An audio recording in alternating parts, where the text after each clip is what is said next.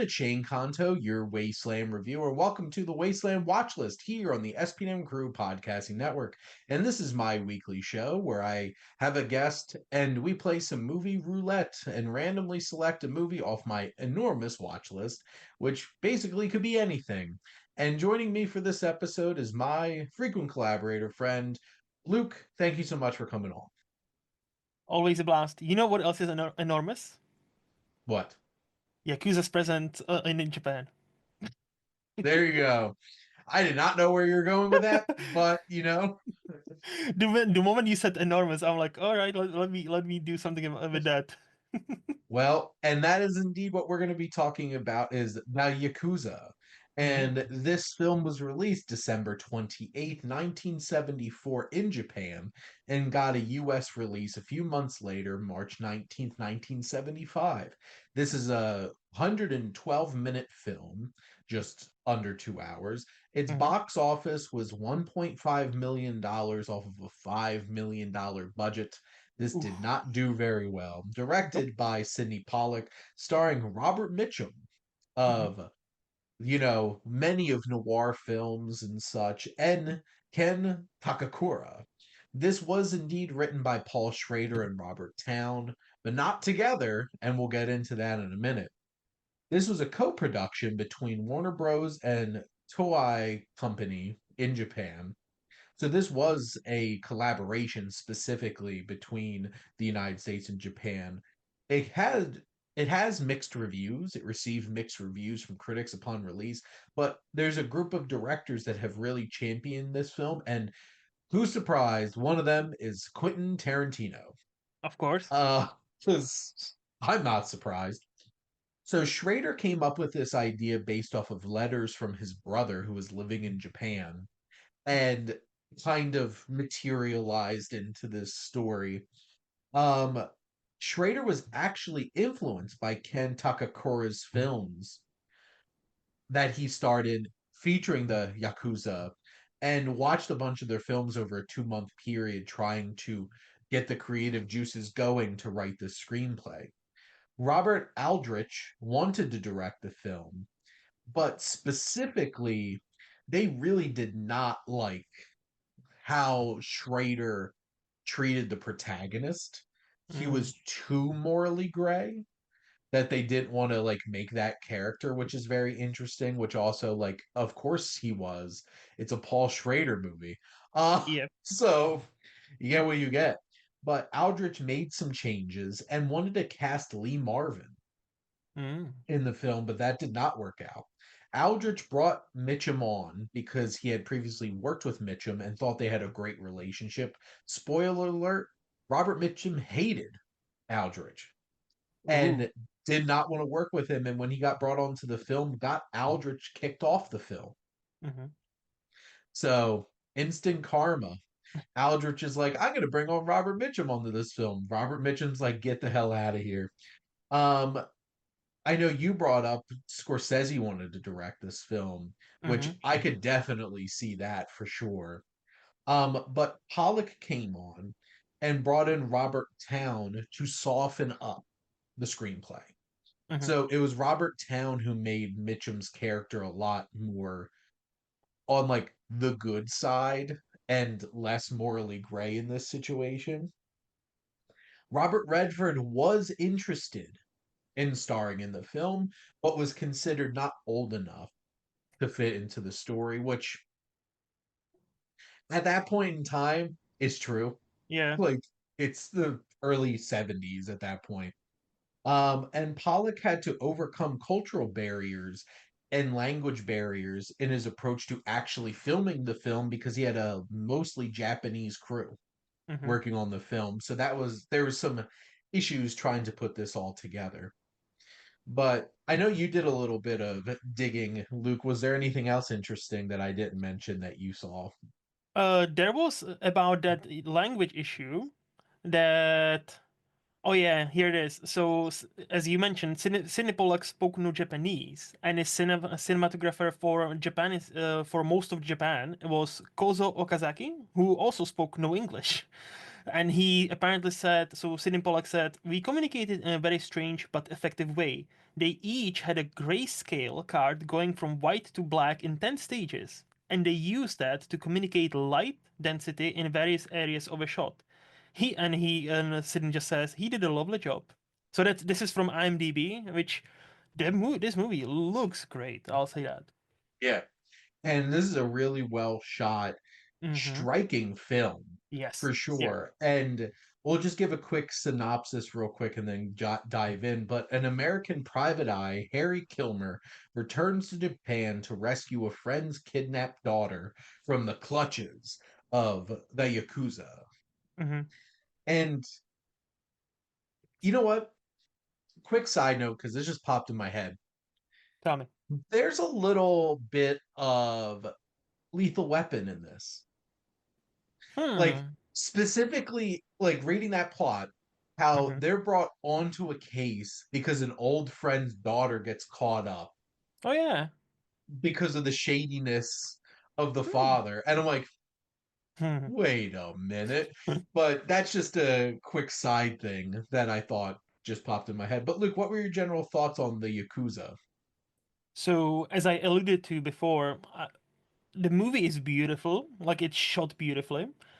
I because of my this morning when I watched the movie, I don't think I was in a state of mind to actually fully comprehend everything. So I thought or maybe the movie is a bit more complex than I think it needed to be. So I sometimes like, wait, who is this person again? Wait, what's the relation to this story again? Mhm. But, and I'll say but I still would rate it very positively. The only proper downside I would say is Sidney Pollack is a great director. Mm. I don't think he's a great action director.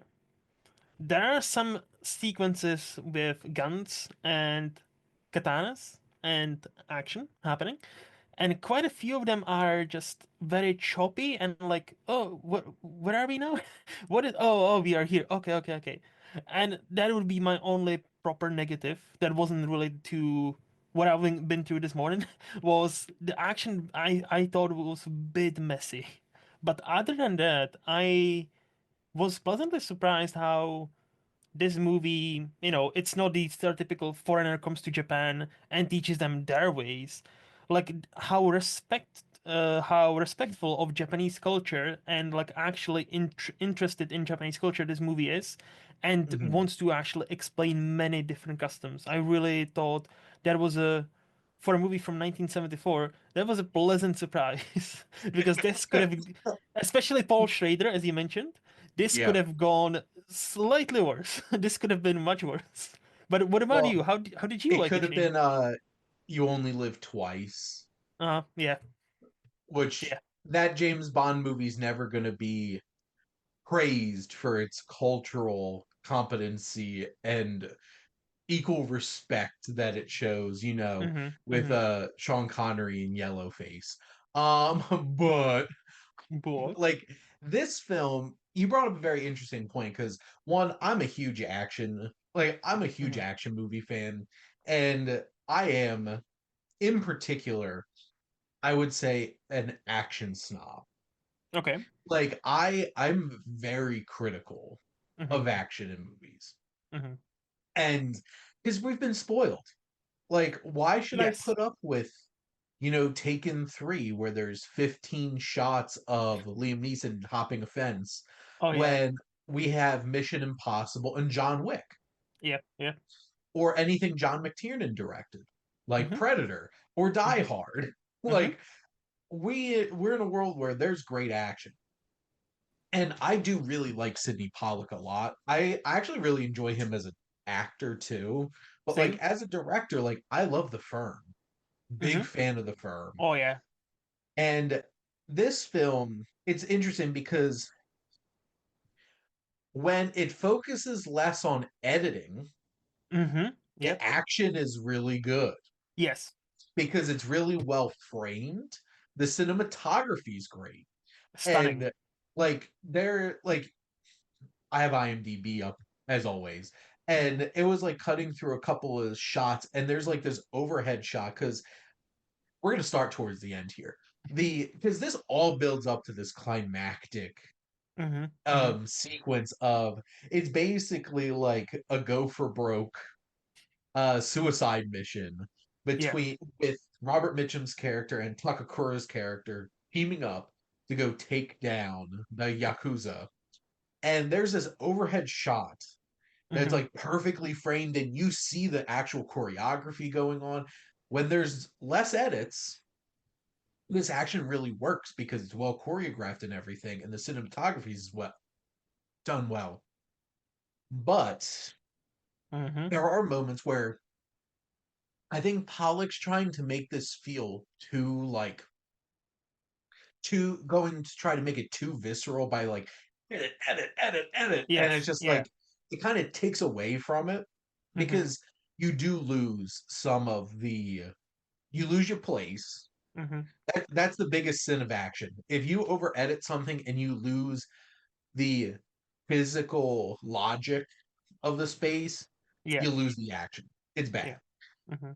There's some great shots though in that final sequence, which is Oh, they are. I felt conflicted Hmm. watching the final action sequence because I'm like, damn, there's some really great stuff here, but I wish they would have edited this less. Hundred Um, percent.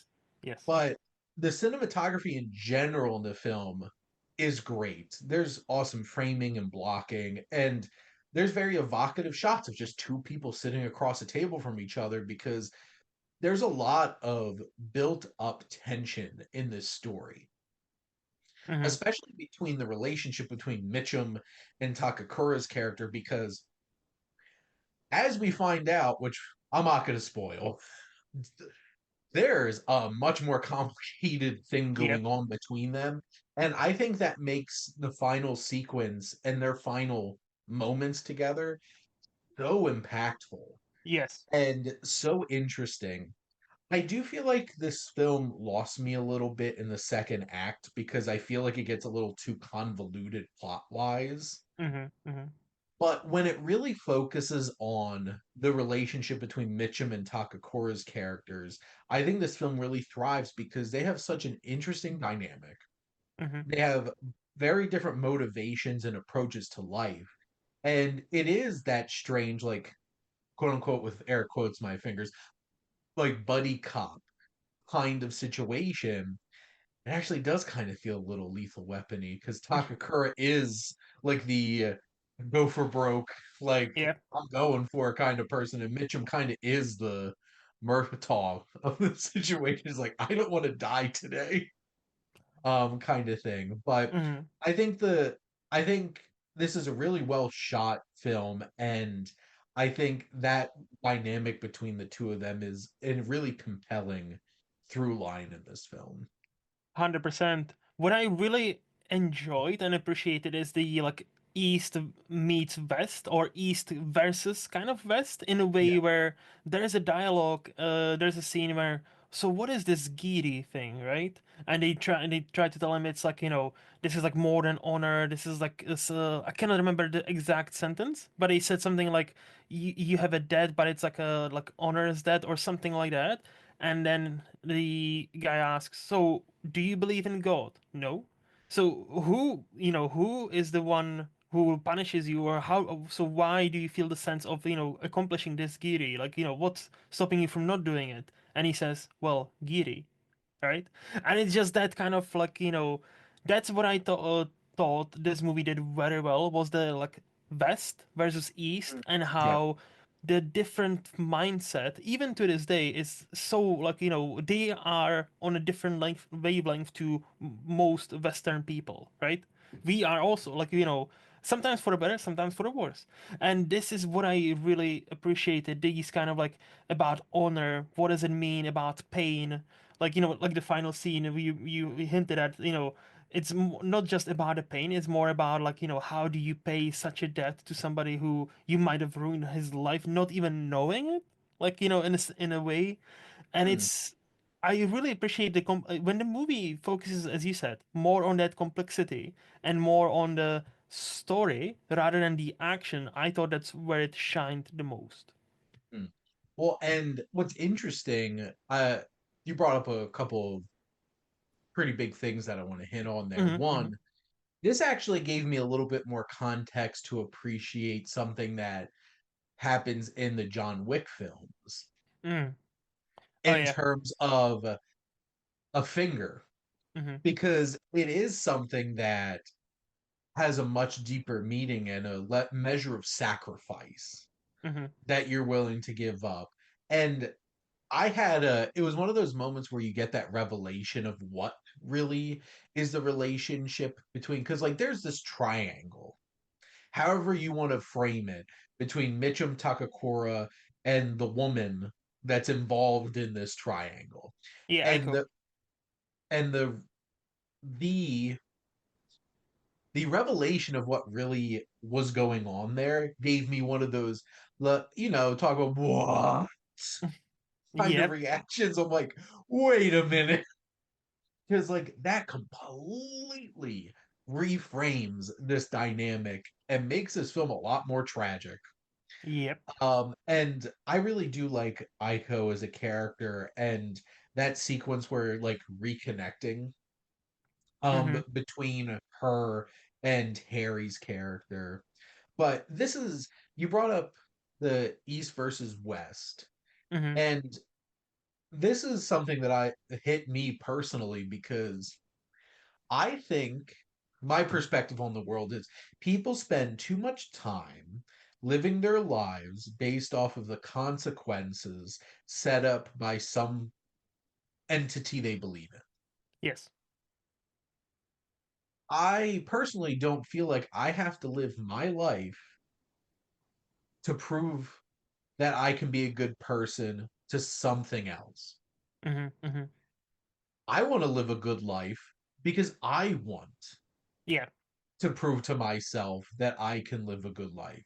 And I have a sense of pride in being a good person and Mm-hmm. helping other people out. I don't need an external You believe in force. yourself. Yeah. And I think that's a very interesting West versus East perspective, because the West really spends a lot of time trying to justify their actions based off of, well, I'm going to be judged someday. Mm-hmm. Well, you're not going to be judged someday. You're being judged right now. Like, you could be a better person because you could be a better person. Mm-hmm. And I think that's a very interesting thread that gets opened up by that conversation, Yep. because, like, Harry is stuck in the mud of, but who's going to punish you? It's like, why does it have to be about punishment? Mm-hmm. Mm-hmm. Why can't it just be about, like, you want to live a good life and you want to, like, Honorable if, life. You know, like have yeah, an honor. yes. It's like if somebody does good for you, you should want to do good for them. And to be honest, you should want to do for good for them before they do something good for you. But like at that point, it's like I think it brings up some very interesting themes that resonate in an interesting way.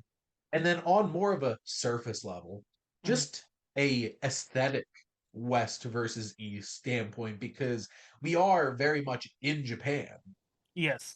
and you could tell the big difference in terms of dress, because like you do get the traditional Japanese garb, but even their suits and everything Mm-hmm. look different, because Yeah. like Robert Mitchum is so 70s with that turtleneck blazer combo, Yep. which he rocked. I'm a fan of the turtleneck blazer combo. As people who have seen me could probably guess, I have a bit more of a 70s aesthetic, between my mutton chops and my pompadour and stuff like that. But like I appreciated, just from like an aesthetic standpoint, that they really went all in on costuming and production design to make this a very interesting and engaging visual experience too.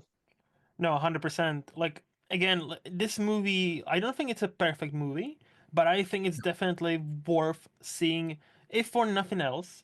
The camera work, like the it's genuinely beautiful. Also, who I was surprised to see in this movie is an actor called Herb Edelman, aka Hi, it's me, it's Stan from Golden Girls. I'm so glad that you brought up, I brought up the Girls, because I was going to bring them up I was too. like it took me a second. I was like, this good dude was so familiar, and then like he like thingy. He like bend it like to get his guns or something. And I'm like, oh, it's Stan. Hi, it's me, it's Stan. I'm like, So oh I yeah, knew duh. immediately because I watched Golden Girls so much, and also Mm, literally Jess and I binge it every New Year. So I was literally just watching Golden Girls, which nice. honestly, I don't think Stan popped up in any of the episodes we watched this year. Mm, There was a Stan drought there. He came yeah, up yeah. because Stan comes up a lot Yes, he does. even when he's not there. But I thought that was interesting because I think this is the only other thing that I've ever seen him pop up in. Yep, same. And also Goro Tanaka, Hmm.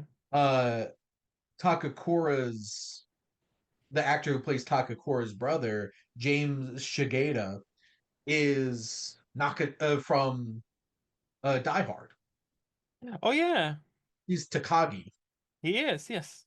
So I noticed him, and he's also in Mulan, but just his voice as Hmm. General Lee. So like, there's a couple of familiar faces that I appreciated in this. I think this film falters because yes, they over edit the action a bit, and Hmm. two, I think the film gets caught in the weeds too much plot wise. Yeah. Thematically and overarching narratively, I think this is a really interesting and compelling movie. It is Hmm. one of those kinds of films where I'm just like, I think it gets lost in the weeds at times. And but there's great performances. I'm a huge Robert Mitchum fan. Hmm. Um, I think it was very interesting seeing him in this because like The Night of the Hunter Hmm. is top 100 favorite films for me. I absolutely love that film, and him as Harry Powell, one of the most sinister villains in film, Hmm. is very interesting. And he was very much a noir actor. And I think this has like the threads of noir kind of thing, this neo noir Japanese kind of spin Yep. on it. And I thought that was very interesting casting, bringing him in on this project. But I do really like him in this. I love the character dynamics. There's a lot of things to really appreciate about this film, and I think this film might grow on me. I think Hmm. even just from having this conversation, this has grown on me a little bit too. Um, but I I'm going to watch this again at some point. I am going to get this movie for sure. For me, actually the same. Like for me, the more I'm removed from it, the more I'm like, there is like even though there is like a lot of like the story is complex and there's an overarching arm, it's also quite a lot like vibe movie where it Yes. puts you in that vibe of like a Japan from 70s, where I've never been to Japan even now, let alone 70s. Like I didn't exist in 70s. uh but I felt like I was there with them. Like Mm, there is something about these movies, especially from the 70s, like for me, they know how to put you there. So you feel like you're part of the action. And and I just maybe it's the fact that nowadays movies are not really made on sets. They are made on, stage studios with a blue screen or green screen. So mm. like, but and they actually spent like I think 10 weeks in Japan. So like Yeah. so this it's actually they actually are in Japan, and you can feel it from there. You can so even though I'm not like I still rated it 4 out of 5 on Letterboxd, so I do like it. So I definitely would like to get the Blu-ray of this, and when I'm in a better mood, rewatch it properly, and maybe the complications will be like, oh yeah, I was just a dumbass not paying attention. Maybe that's on me, and quite possibly. But no, again, and it's Sidney Pollack, so like I do need to watch more of his movies. But from what I've seen of his, I love him. Kind of like you, same as an actor. Like many times, I've watched him first time as an actor. So like Tootsie is one of my favorite movies, Yeah. and it's just like it's such a like great movie, and he's in it, and he also directed it. So like Yeah. it's Sidney Pollack. So like you besides the action, you cannot really go wrong. Yeah, and Tootsie's great, and Oh, he does amazing things with that. I just watched Absence of Malice for the first time recently with Paul Newman in it. I really did enjoy that. Like, it's easy to hate on this particular film, but Mhm. I feel like Sidney Pollack's directing gets the most attention for Out of Africa Yeah. because like it is Oscar baity. Like I don't like using that term to be honest, but like if anybody's gonna call anything Oscar baity, it's gonna be Out of Africa. Yes. Um, or like The English Patient and films like that.